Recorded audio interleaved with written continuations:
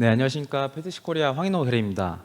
저는 신기술을 반영한 새로운 설계 기법에 대해서 크레오 10.0에서 어떤 부분들이 업그레이드가 되었는지 소개를 드리도록 하겠습니다. 네, 먼저 제너레이티브 디자인 쪽 소개를 드리도록 하겠습니다. 일단 제너레이티브 디자인이란 구속 조건을 부여하고자 하는 부분을 모델링을 하고 하중이나 제약 조건 그리고 기본 재료 설정 같은 시스템 설계 요구사항을 입력하고 난 뒤에 설계 목표치, 중량은 몇으로 할 건지 또 부피는 얼마나 할 건지 설정을 해줍니다. 그 다음에 제너레이티브 디자인 버튼만 눌러주면 자동적으로 형상을 생성해주는 기능이 되겠습니다. 그래서 저희 크레오 10.0에서는 이 솔리드 형상이 아닌 단순 시각화 표현 결과물과 다른 단품들 사이에 거리를 측정하는 기능이나 또 임의의 점의 하중이나 또 질량 조건을 이제 부여를 해서 원격으로 하중을 부하를 한다거나 또한 이 질량 이상화 설계를 할 수 있는 기능이 업그레이드가 되었고요. 주요 메인 업그레이드 사항이 바로 회전 대칭 구조를 설계할 수 있는 기능이 추가가 되었다는 겁니다. 기존 버전 같은 경우는 한쪽 부분에만 모멘트 값을 부여를 해서 이 제너레이티브 디자인을 하면은 이 부분에 대해서만 구조물이 설계가 됐었습니다. 네, 현재 크레오 10.0에서는 한쪽 부분에만 모멘트 값을 설정을 해도 중심축을 옵션 설정해 주시면은 보시다시피 회전체의 구조를 설계를 하실 수가 있습니다. 관련 기능에 대해서 영상을 하나 보시도록 할 텐데요. 영상 내용은 헬리콥터 뒤쪽에 들어가는 테일로터 허브라는 제품을 이 제너레이티브 디자인을 사용을 해서 설계 개선을 해보도록 하겠습니다. 그래서 기존 제품의 중량을 먼저 측정을 해볼 거고요. 전사 해석을 한 다음에 제너레이티브 디자인을 사용해서 형상을 생성을 하고 난 뒤 그리고 그 결과물을 한 번 더 중량과 전사 해석을 진행을 해볼 겁니다. 그래서 이 설계 전후 데이터를 비교하는 영상을 보시도록 하겠습니다. 네, 현재 영상 보시면 헬리콥터 뒤쪽에 들어가는 로터 모델링을 보실 수가 있습니다. 좀 세부적으로 들어가면요. 이렇게 파란색으로 블레이드가 꽂혀져 있는 이 회색깔 허브라는 단품을 설계 개선을 해볼 겁니다. 네, 기존 허브 단품은 강성 보강을 위해서 이런 리브라는 구조물들이 설치가 되어 있습니다. 이 상태에서 중량을 측정을 해보도록 하겠습니다.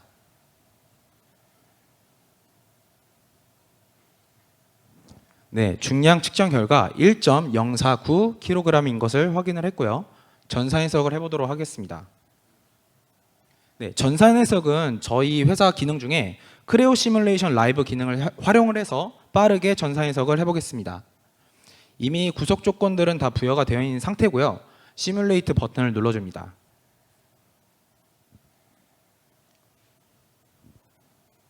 네, 전사 해석이 완료가 된 것을 확인을 하였고요. 단위를 변화를 해서 최대 스트레스 값이 얼마나 이제 부하가 된지 확인을 해보면 353.9 메가파스칼을 받는 것을 확인을 하실 수가 있고요. 또 최대 스트레스 포인트는 이 블레이드가 조립되어 있는 홀 부근 쪽에 스트레스가 부하가 되며 네, 변형률은 1.71mm인 것을 확인을 하고 마무리를 합니다. 그럼 이제부터 본격적으로 제너레이티브 디자인을 해보도록 할 텐데요. 강성 보강을 위해서 설치했던 그 리브라는 구조물들을 다 제거한 상태에서 수행을 해보도록 하겠습니다. 네, 리본 메뉴 상단에 어플리케이션에 들어가서 제너레이티브 디자인 버튼을 눌러줍니다. 그럼 여기서 제일 먼저 하셔야 될 것은 이 디자인 스페이스를 지정을 해주는 겁니다. 디자인 스페이스란 전체적으로 형상을 만들고자 하는 바운더리를 설정을 해주고 또 보존하고자 할 형상 또 제외시키고자 할 형상을 설정을 해주는 겁니다. 네, 디자인 스페이스 설정을 마무리를 하였고요. 이번에는 구속 조건을 부여를 하겠습니다. 네, 허브 내측을 고정을 시켜주고요. 네, 많은 홀 중 하나를 모멘트 값을 부여를 하겠습니다. 방금 전 크레오 시뮬레이션 라이브에서 부여했던 그 구속 조건과 동일한 조건으로 지금 부여를 하고 있는 중입니다.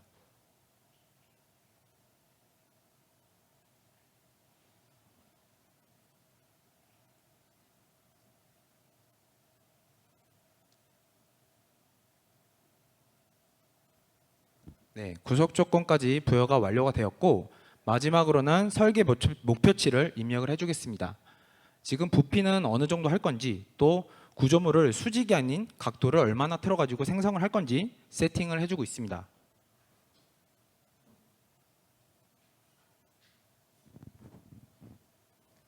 네, 이제부터 크레오 10.0에서 추가된 기능을 보시도록 할 텐데요.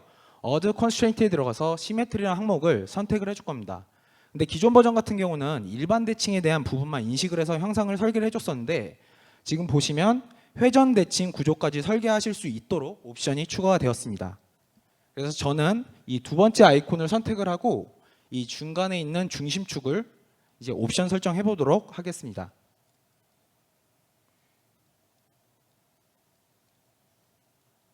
네, 중심축을 선택을 했죠. 그 다음 인스턴스 값을 이제 입력을 해줘야 되는데 인스턴스 값은 간단하게 생각해서 이제 구조물들의 개수라고 생각하시면 되겠습니다. 이 형상 같은 경우는 지금 홀이 9개가 있습니다. 그렇기 때문에 구조물이 9개가 필요하겠죠. 그래서 인스턴스 값을 9로 입력을 하고 OK 버튼을 누릅니다. 네, 그리고 난 다음에 제가 지금까지 설정했던 이런 조건들이 잘 들어가 있는지 확인을 하고 제너레이티브 버튼을 눌러줍니다. 네, 지금 제너레이티브 디자이너를 사용을 해서 형상을 설계를 하고 있는데요. 저희가 추천드리는 그런 하드웨어 스펙만 만족을 하시면은 영상에서 보신 것처럼 동일한 속도로 형상을 생성을 하실 수가 있습니다. 네, 그래서 이렇게 지금 초록색으로 뜨면은 완료가 된 겁니다. 이 상태에서 이 형상을 솔리드 모델링을 해보도록 하겠습니다.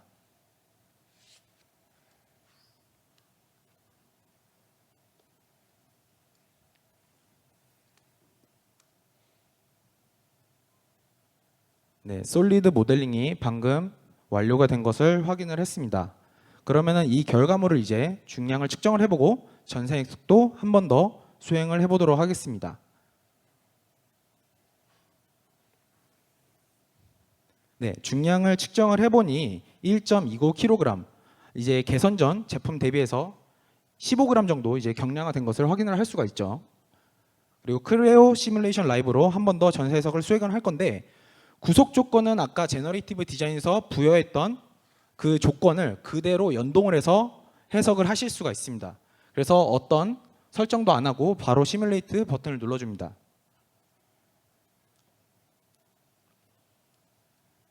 네, 밑에 보시면은 또 크레오 시뮬레이션 라이브로 전세 해석이 지금 완료가 됐던 걸 보실 수가 있죠.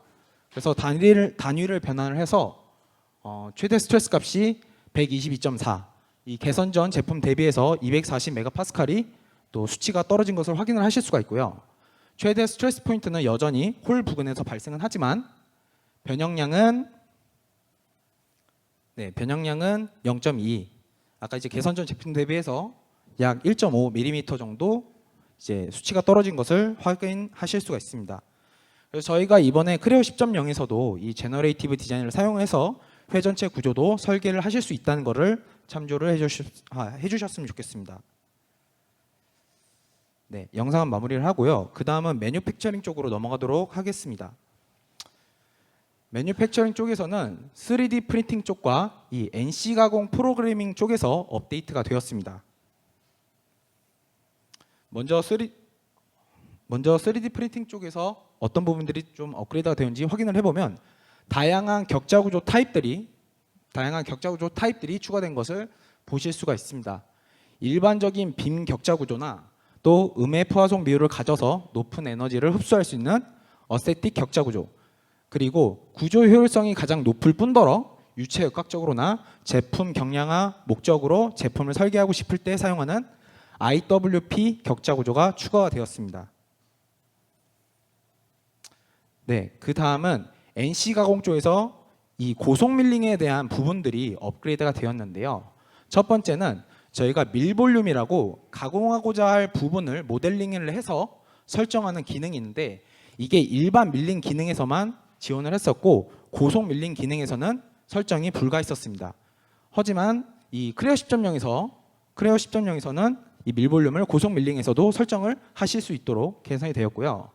두 번째는 이 벽면 부분이나 바닥부 부분을 우측으로 고속 밀링 정삭 가공을 할 수 있는 기능이 추가가 되었습니다.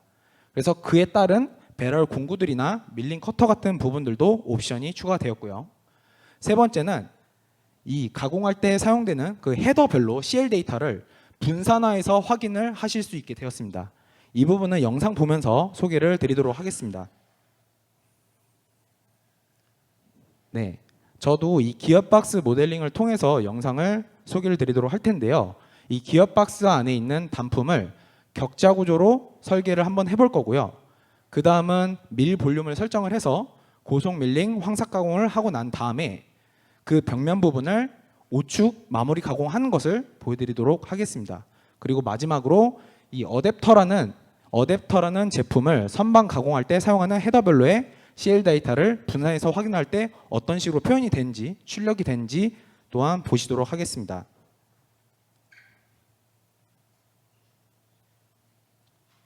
네, 기어박스 모델링을 보실 수가 있는데요. 기어박스 모델링 안에서 설계 개선을 하고자 할 단품만 따로 오픈을 해주고 있습니다. 네, 그러면은 이 유체가 유동할 수 있는 벤틀레이션 홀 구조가 있는데 이 부분을 삭제를 해주고 이 부분을 격자 구조로 설계를 한번 해보도록 하겠습니다. 네, 격자 구조 적용 순서는 첫 번째는 빔 구조, 두 번째는 에너지 흡수 효율성이 좋은 어세틱 구조, 세 번째는 구조적으로 효율성이 좋은 IWP 구조로 순차적으로 적용을 해보겠습니다. 현재는 빔 구조를 지금 적용을 하고 있는데요. 빔 구조에서 이 마른 목골 12면체나 다이아몬드형 12면체, 길쭉한 12면체 유형들이 추가가 되었습니다. 그래서 이 지금 형상은 마른 목골 12면체 격자 구조 형상이라고 이해를 하시면 되겠습니다.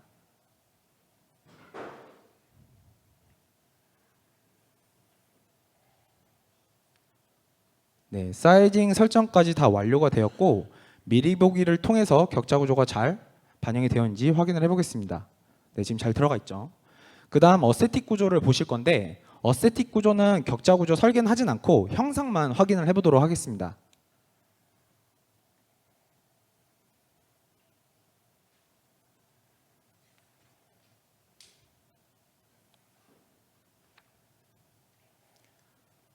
네, 지금 보시는 게 어세틱 격자 구조인데요.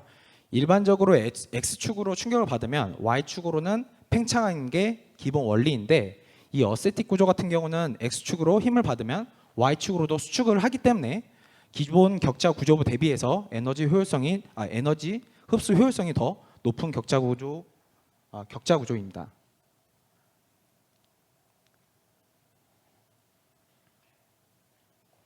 네, 마지막으로 IWP 격자 구조를 이제 적용하는 것까지 보시고 3D 프린팅 쪽은 마무리를 하도록 할 텐데요. 저희가 크레오 10.0에선 이런 다양한 격자들을 추가를 하였고 앞으로도 유저분들께서 주로 사용하고 계시는 그런 격자 구조도 추가 지원을 할 예정입니다. 그래서 이런 격자 구조들은 전문 소프트웨어를 사용을 해서 설계를 하셨어야 하는데 저희 크레오 하나로 모든 것을 다 해결하실 수 있도록 개선을 하고 있는 중입니다.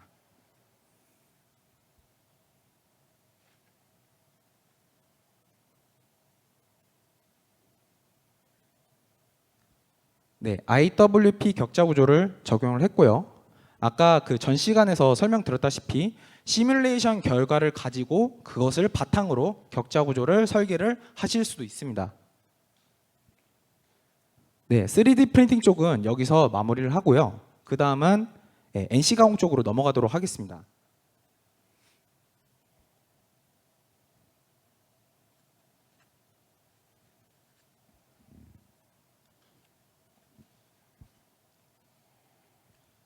네, NC 가공 쪽으로 넘어가도록 하겠습니다. 일단 먼저 밀 볼륨을 설정을 해준다고 했죠. 밀 볼륨을 설정을 할 때는 기본 모델링 하듯이 설정을 해주시면 되겠습니다. 참조하고자 할 형상의 모서리를 프로젝션을 하고 밀어내기를 해서 1차로 밀 볼륨을 생성을 해줄 겁니다.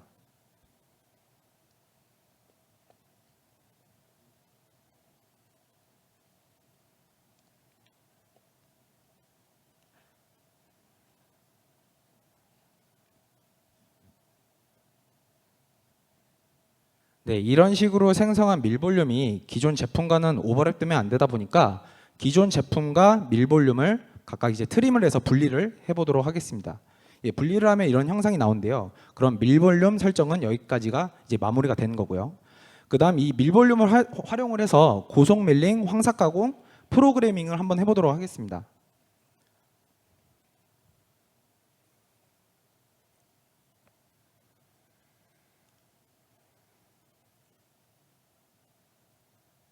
네, 먼저 좌표계를 설정을 해주고 난 다음에 가공 시작 높이를 지정을 해줍니다.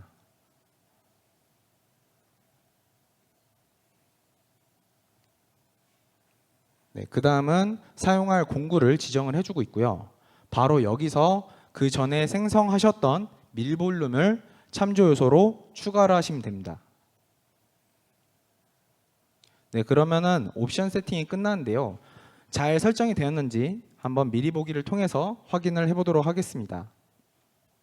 툴 패스를 그려가면서 제대로 세팅이 된 것을 확인을 하실 수가 있죠. 그럼 황삭 가공을 했으니까 저희가 정삭 가공을 해야 되잖아요. 정삭 가공을 할 부분은 벽면 부분을 우측 고속 밀링 정삭 가공을 하는 것을 한번 프로그래밍 하는 것을 보시도록 하겠습니다.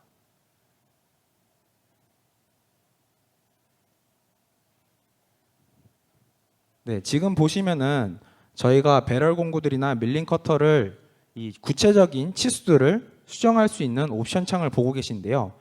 현재 사용하고 계시는 그런 공구 툴을 그냥 그대로 치수만 재셔가지고 입력을 하셔서 활용을 하실 수가 있습니다.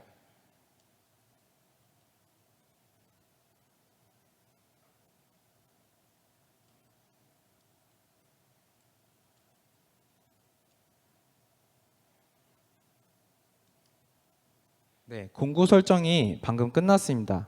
그런 다음은 내가 가공하고자 할 부분을 선택을 해줍니다. 첫 번째는 벽면 부분을 지금 찍어주고 있습니다. 설정을 해주고 나서 이 바닥면 부분을 그 가공면이 끝날 그 지점을 바닥면 부분을 설정을 해주고 이 공구 이송 속도나 절산 속도, 공구 회전 RPM 같은 부분들을 설정을 해주고 있습니다.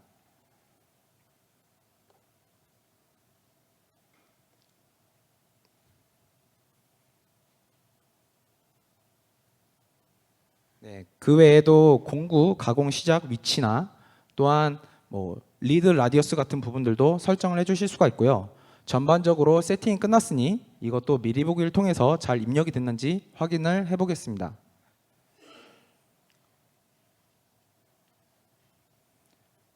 툴 패스를 잘 그려가면서 가공을 하고 있죠. 근데 여기서도 공구 기울기 같은 부분이 옵션이 잘만 입력이 되어 있으면 크레오가 자체적으로 공구 기울기도 설정을 해줍니다. 여기까지 고속 밀링에 대한 부분이었고요. 마지막으로 CL 데이터에 대한 분사나 확인 과정만 보시고 영상을 마무리하도록 하겠습니다. 지금 보시고 계시는 이 어댑터라는 단품이 선반 가공을 할 건데요. 선반 가공을 할 때 사용하는 헤더가 4개가 들어갑니다. 근데 기존 버전 같은 경우는 그 4개의 헤더에 대한 CL 데이터가 하나의 화면에 출력이 되기 때문에 각각 헤더별로 어떤 CL 데이터를 쓰는지 확인이 굉장히 어려웠습니다. 근데 크레오 10.0에서는 이렇게 헤더별로 CL 데이터를 따로 나눠서 볼 수 있기 때문에 좀 더 정확한 프로그래밍을 하실 수 있도록 업그레이드가 되었습니다. 이상 발표 마치겠습니다.